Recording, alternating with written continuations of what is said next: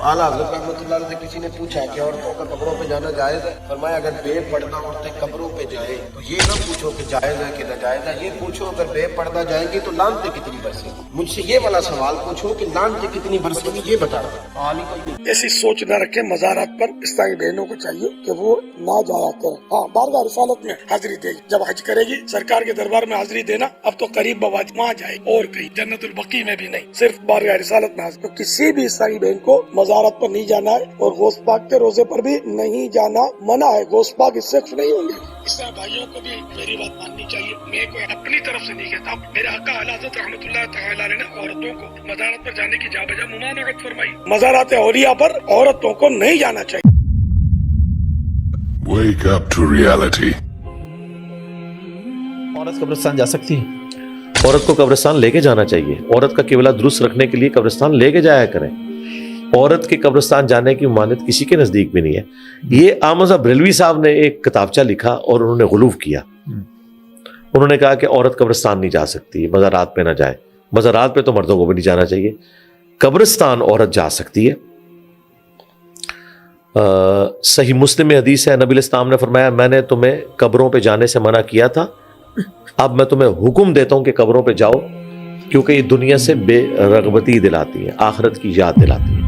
نبی الاسلام نے حکم دیا ہے کہ قبروں پہ جانا ہے۔ اچھا، امام ترمذی ایک حدیث لے کے آئے کہ نبی الاسلام نے ان عورتوں پہ لعنت فرمائی ہے جو کثرت سے قبروں کی زیارت کرتی ہیں، زوار القبور کے الفاظ ہیں۔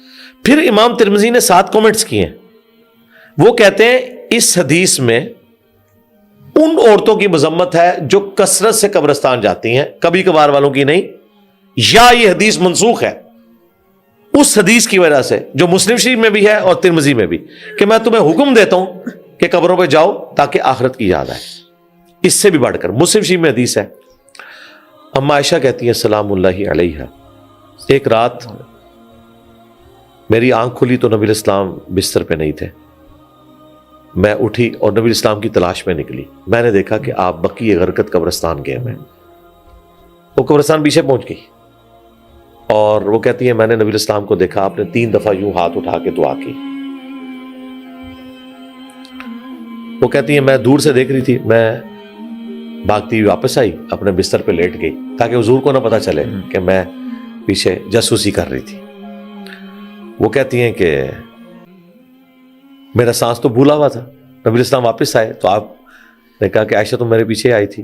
کہا یا رسول اللہ۔ آپ نے فرمایا کہ تم نے گمان کیا کہ اللہ اور اس کا رسول خیانت کریں گے، یعنی میں کسی اور بیوی کے پاس چلا گیا ہوں؟ انہوں نے کہا یا رسول اللہ میں نے یہی گمان کیا تھا۔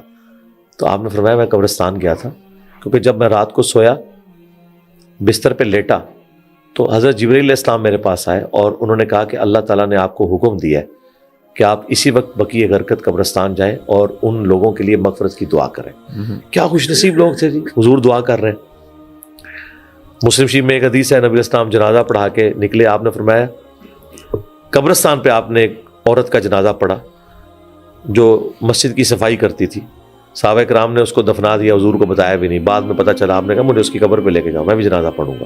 مسجد میں صفائی کرنے والی حبشیہ عورت کی اتنی عزت کی آپ نے۔ جنازہ پڑھ کے واپس آئے، قبر پہ جنازہ پڑھا، کہا یہ قبریں اندھیروں میں ڈوبی ہوئی تھی، اللہ نے میرے جنازہ پڑھنے کی برکت سے نور سے بھر دیا۔ تو نبی الاسلام کی دعا کا تو یہ فائدہ ہے۔ اچھا، اس حدیث کی طرف واپس ہے، اما عائشہ نے کہا یا رسول اللہ جب میں قبرستان جاؤں تو میں کیا دعا مانگوں؟ تو یہ موقع تھا، حضور کہتے ہیں قبرستان تو عورت جا نہیں سکتی، آپ نے ان کو دعا تعلیم فرمائی۔ مسلم شریف میں یہ دعا ہے السلام علیکم اہل الدیار من المؤمنین والمسلمین وإنا ان شاء اللہ بکم للاحقون نسأل اللہ لنا ولکم العافیہ۔ مزے کی بات بتاؤں، میں بقیع غرقد قبرستان میں نا یہ دعا لکھی ہے، نیچے مسلم شریف کا ریفرنس لکھا ہوا ہے، تو وہاں وہ جو شرطے پھر رہے ہوتے ہیں نا ان کے، وہ اردو بھی بول لیتے ہیں، وہ عورتوں کو اندر قبرستان نہیں جانے دیتے، آپ پتہ ہے صرف مر جاتے ہیں، عورتیں بیچاری باہر رہتی ہیں۔ تو میں نے ان کو باقاعدہ کہا، میں نے کہا یار یہ مسلم شریف کی تم نے حدیث لکھی ہوئی ہے، نیچے دعائیں لکھی ہیں، یہ تو دعا ہی اما عائشہ نے سکھائی ہے، اور اما عائشہ کو حضور نے کہا تھا جب تو قبرستان جا تو یہ مانگنا، تم لوگوں نے عورتوں کے اوپر کیوں بندی لگائی ہوئی ہے؟ اس میں میں تفنن کے طور پہ کہتا ہوں کہ احمد بریلوی اور جو سعودیہ کے وہابی ہیں ان کا ایک ہی عقیدہ تھا۔ ہاں، پاکستان کے اہل حدیث اس بات کے قائل ہیں کہ عورت قبرستان جا سکتی ہے، کیونکہ یہاں کے اہل حدیث کی خوبی ہے آپ جب ان کو حدیث بتاتے ہیں نا وہ پھر کسی عالم کو نہیں دیکھتے. تو عورتوں کو قبرستان لے کے جانا چاہیے تاکہ عبرت حاصل ہو. موت کی یاد، آخرت کی یاد عورتوں کو بھی تو چاہیے. بلکہ میں آپ کے اس کیمرے کی وساطت سے ان خاوندوں کو جو اپنی عورتوں کی ناجائز خواہشات کی وجہ سے تنگ ہیں ریکویسٹ کروں گا انہیں ہفتے میں ایک دفعہ نا قبرستان ان کے رشتہ داروں کی قبروں پہ لے کے جایا کریں اور انہیں بتائیں یہ اصل ٹھکانہ ہے. اور عورتیں بڑی رقیق القلب ہوتی ہیں. میں تو اپنی بیوی کو لے کے جاتا ہوں، اس کی دادی کی قبر کے اوپر لے کے جاتا ہوں، رشتہ دار نانی کی قبر پہ لے کے جاتا ہوں اور قبرستان سے گزارتا ہوں تاکہ عبرت حاصل ہو. عورت کو بھی قبرستان لے کے جانا چاہیے. یہ جو پبلک میں مشہور ہے عورت جب قبرستان جاتی ہے تو وہ مردوں کو ننگی نظر آتی، پتہ نہیں کیا کیا باتیں انہوں نے بنائی ہوئی ہیں، اللہ معافی دے. البتہ عورت جنازے کے ساتھ نہ جائے، وہ نبی الاسلام نے منع کیا، اس میں صبر کام ہوتا ہے. عورت جنازہ بھی پڑھ سکتی ہے، صحیح مسلم میں ٹھیک ہے. اما عائشہ سلام اللہ علیہا کی مبارک زندگی میں 56 ہجری میں سعد ابن ابی وقاص جب فوت ہوئے تو اما عائشہ نے کہا کہ سعد کی میت لا کے سامنے رکھو، میں جنازہ پڑھوں گی.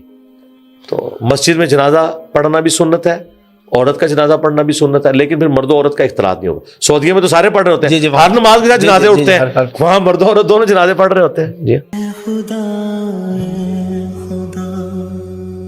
جس نے کی جستجو مل گیا اس کا تو سب کا تو